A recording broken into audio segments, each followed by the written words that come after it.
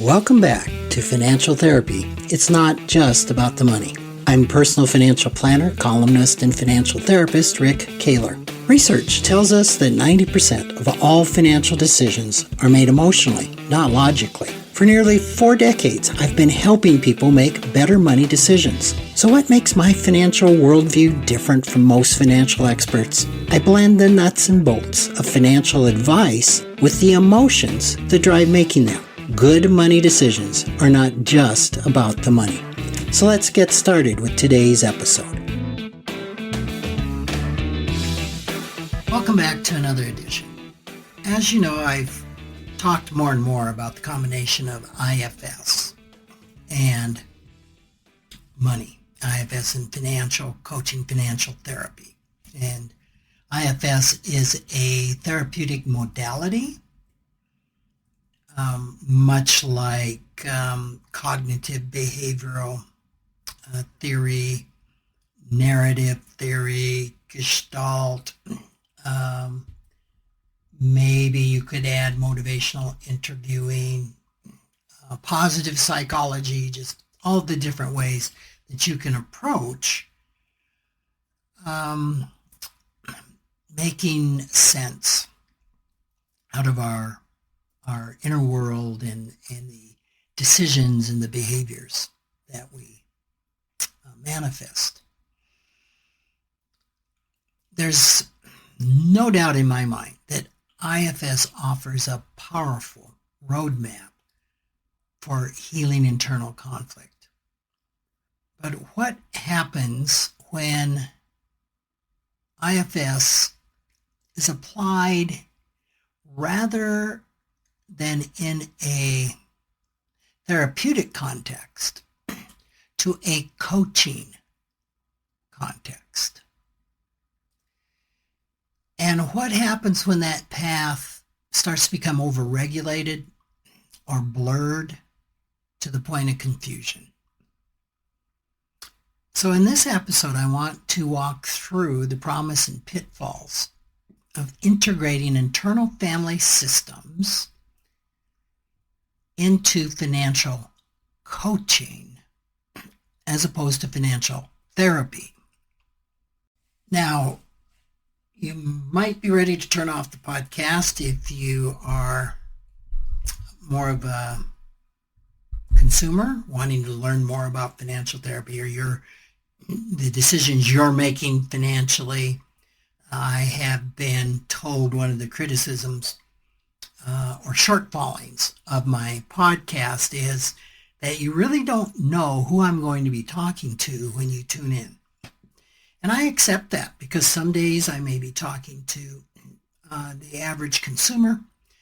Other days I might be talking a little bit more toward financial planners. Other times a little more toward financial therapists.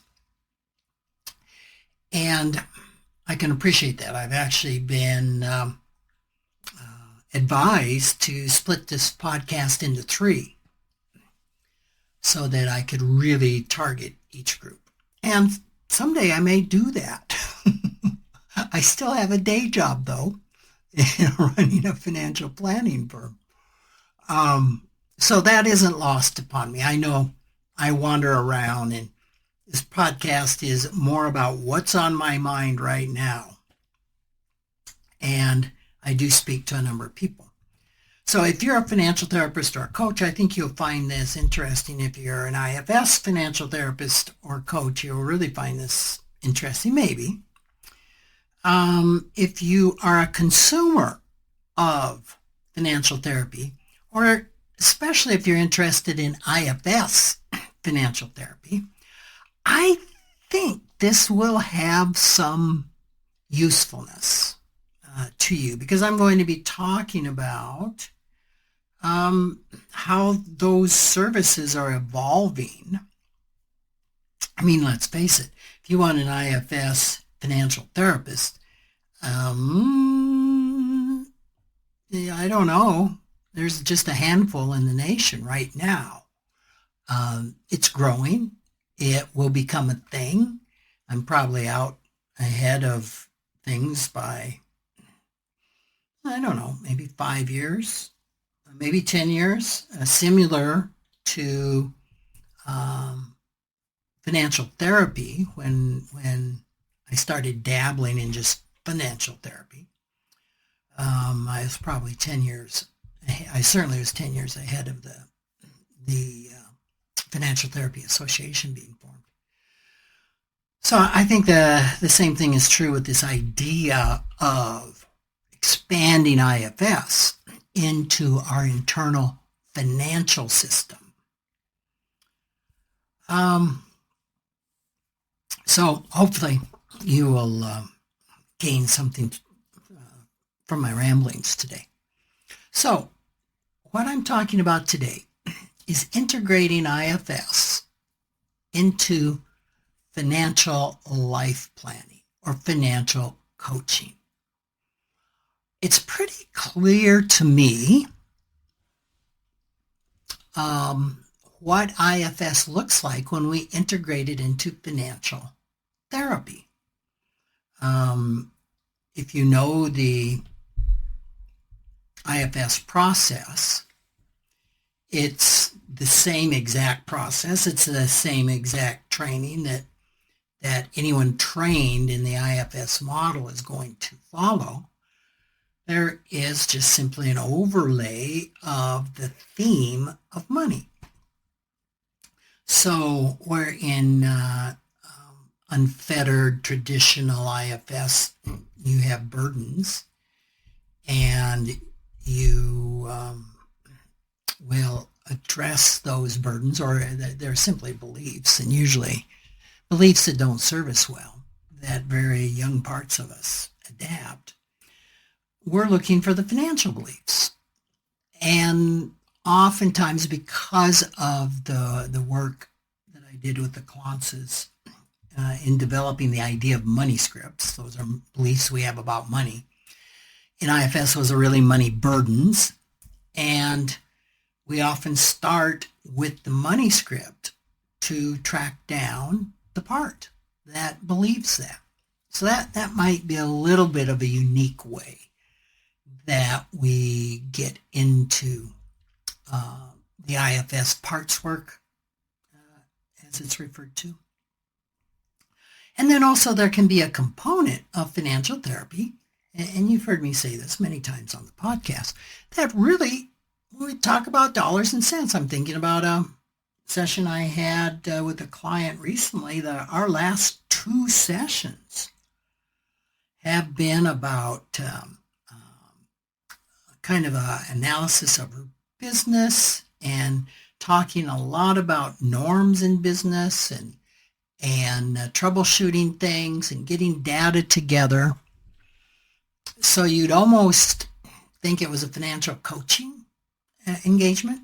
The difference is this owner has identified a part of her that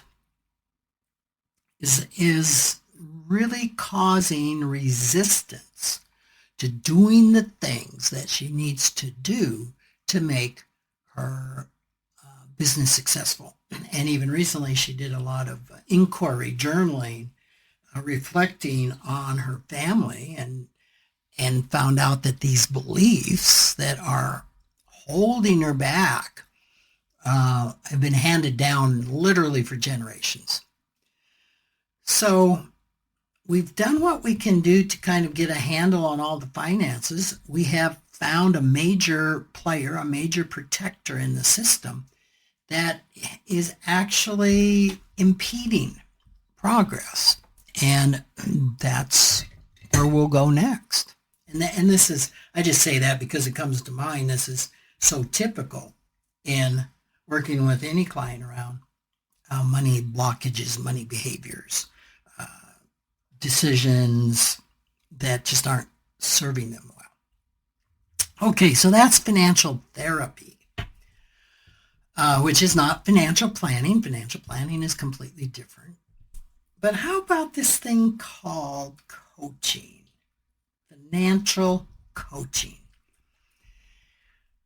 And in financial coaching, And I'm thinking of my friend Sandra Davis that has a financial coaching program.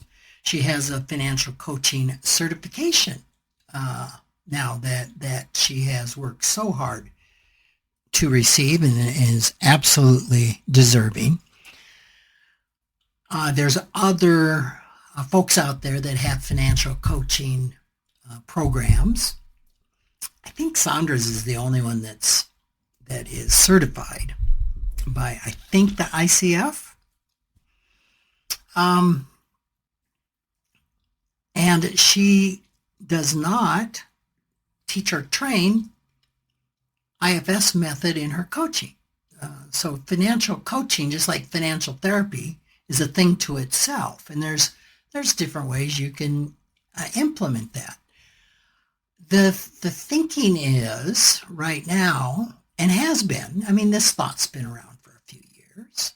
Can a coach use IFS and not do the work with the exiles? And this is being hotly debated in IFS, the IFS community.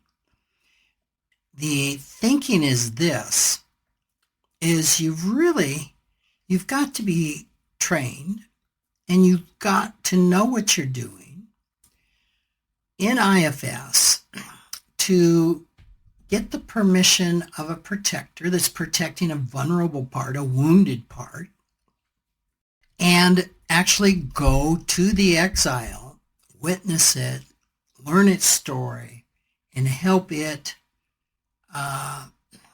release and become liberated from the beliefs that it carries.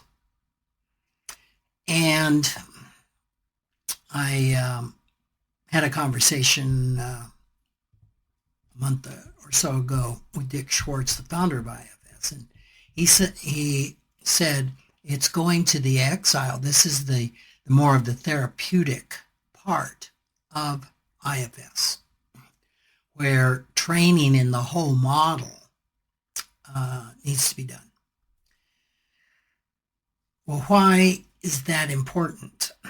Most modalities, most therapeutic modalities, let's say like CBT, and I mean no disrespect to CBT,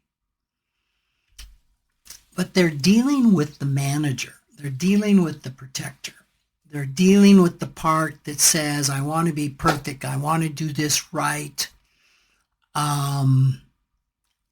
That's trying really hard to manage things, to manage the finances. And they're called protectors because they're doing this so an exile doesn't get triggered. An exile that was wounded years ago when it was maybe criticized by parents, or a case that I've talked about a lot.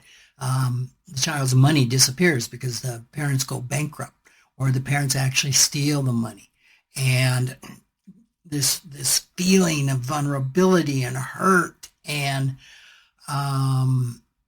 confusion and fear that this happened. And we're talking to a child here that has no context around this. A part of ourselves says, wow, we're never going near that again. So you could call it a coping mechanism, but a protector part says, yeah, we'll never save money ever again. We'll save it and make sure we have something for ourselves. And this concept plays out in a million different ways. I could talk for hours on different scenarios here, but hopefully you understand what I'm saying. So a lot of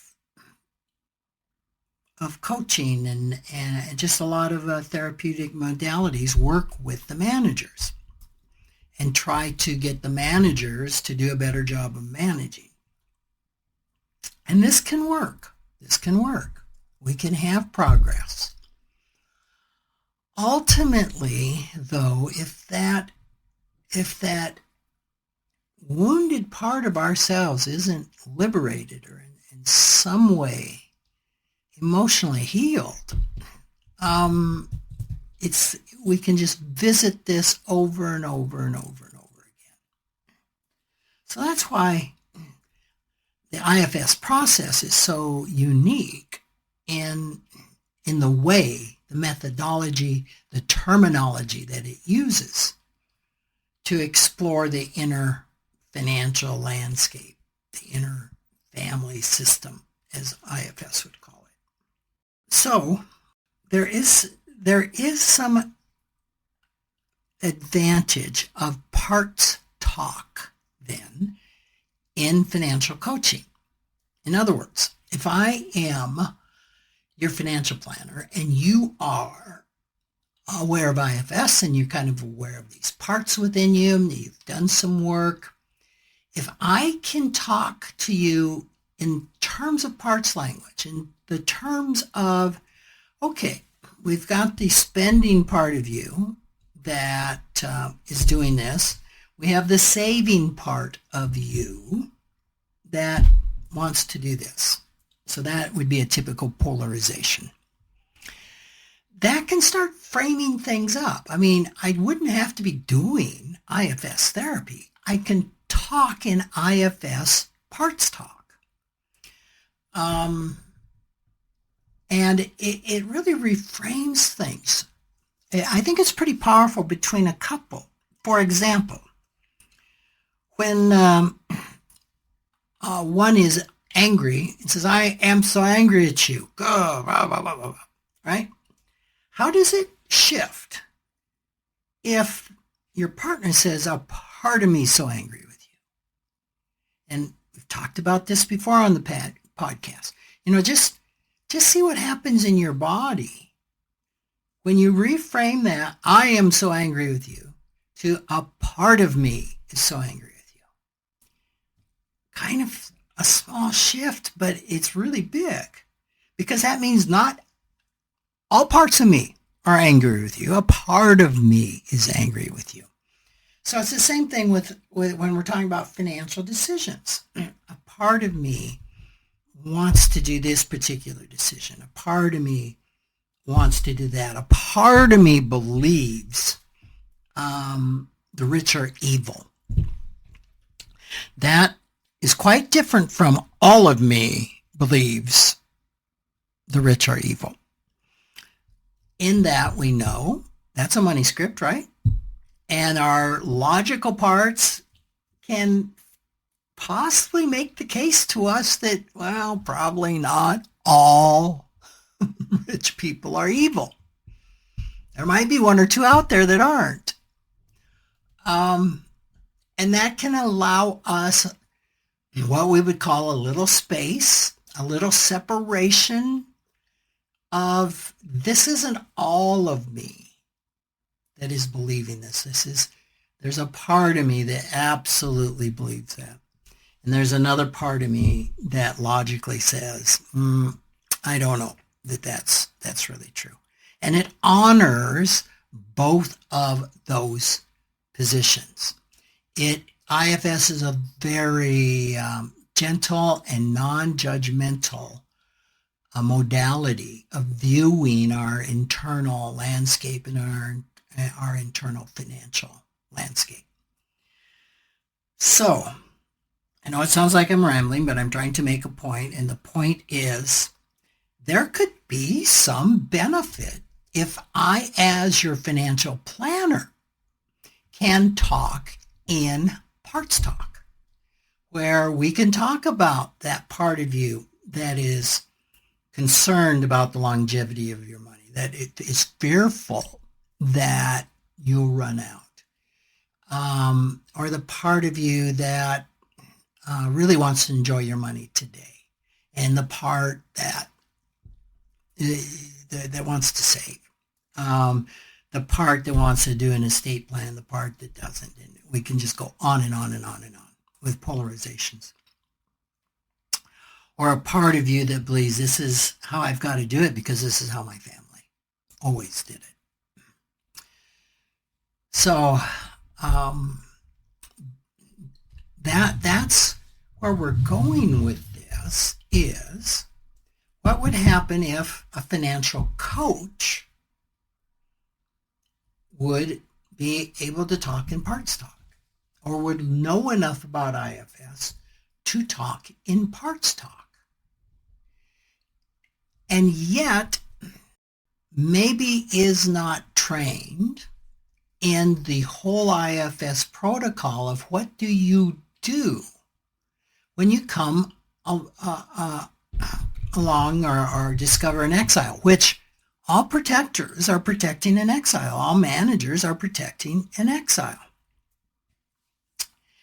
And the thinking is that somehow with IFS coaching, you could make a decision as a coach when you come into something, and most exiles have been traumatized in one way or another, and I use traumatized differently than some psychologists do. So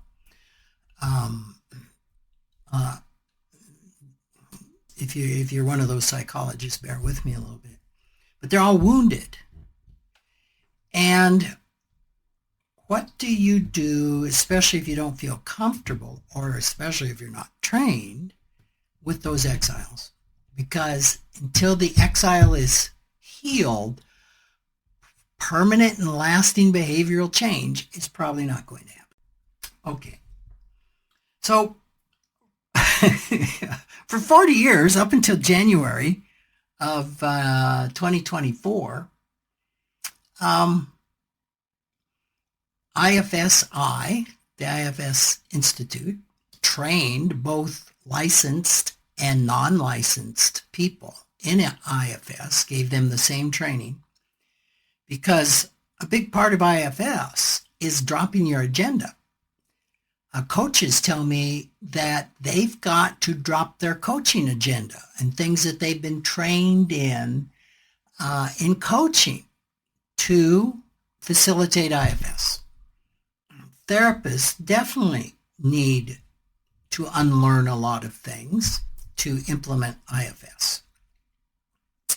So IFS it has a real structure of facilitating self-discovery, not advising or judging on what you as a client or the client needs to do. So this is very different, and this is why for 40 years Dick Schwartz and the Institute trained both licensed and non-licensed people. And I was fortunate that I was one of those that was able to be trained in 2020, not being a licensed therapist. So it was in January 2024 that the Institute decided they would no longer train non-licensed people in IFS. And they would instead come up with a coaching track where they could train coaches in the IFS model, but not train them in helping the exile liberate, unburden, or heal the beliefs that were really perpetuating the triggers and the woundedness. Well, this is turning out to be quite problematic. And to this effect, there's been a handful of us getting together that are IFS therapists. All of us have a financial background, or certified coaches, who are trying to figure this out. How do you train a coach to not go to exiles, or when to refer out? How much do you train them in the whole IFS process? Do you just train them to identify the exile and that's when they stop? And I don't know if you've ever had an IFS therapy. Can you imagine you found the exile and the exile is presenting itself and you just kind of stop it? I mean, it's possible that you can do that. But sometimes the liberation of the exile goes very quickly. It's sometimes almost spontaneous. So there's just a whole lot of questions around how do we do this? How do we train coaches to talk in parts language, but in some way not deal with the exile and refer out at that point? So that kind of frames it up, and I've almost taken the whole whole podcast to frame it up. But that's it. So IFS gives us a language for internal conflict. It gives us a language for resistance and self-sabotage. And these are things that traditional financial planning and if financial coaching struggle to address. As one person told me, IFS gives us a framework to be curious, to say, you're not implementing the advice I gave you. And instead of offering more advice, I can explore what part of you might be in conflict, right? So you go to a financial professional, you say, I want some advice here. The professional gives you some advice and it doesn't happen. And rather than piling on, let me give you more advice as to why this isn't working, it gives you a tool to get curious, to explore the part of you that's in conflict. And part of this whole thing, too, in training coaches and whatever training that we can train IFS coaches in, is we're not just training a tool that's used on clients, but it's a tool that you can share with them, because it's really important that the coach, the practitioner, the therapist in IFS therapy has done their own work first. This isn't a formula. And you just don't do parts talk. Like if you've listened to this podcast, you say, oh, great, I'll start talking in parts language to my clients. That probably isn't going to work without a deeper understanding of the whole system and how it works, how we put that together. So I think that's where I'm going to leave it in this session. And I will pick up with this in the next episode in talking a little bit more about this Trojan horse of training and how important self-awareness is first. Thanks for joining me. Thanks for joining me, Rick Kaler, for another episode of Financial Therapy. It's not just about the money. This is where I combine the nuts and bolts of financial advice with the emotions that drive making them. Remember, every financial behavior, whether it appears illogical to you or others, makes perfect sense when we understand the underlying beliefs, feelings, and thoughts. Sign up for my weekly blog at financialawakenings.com. I hope you'll join me again for our next episode.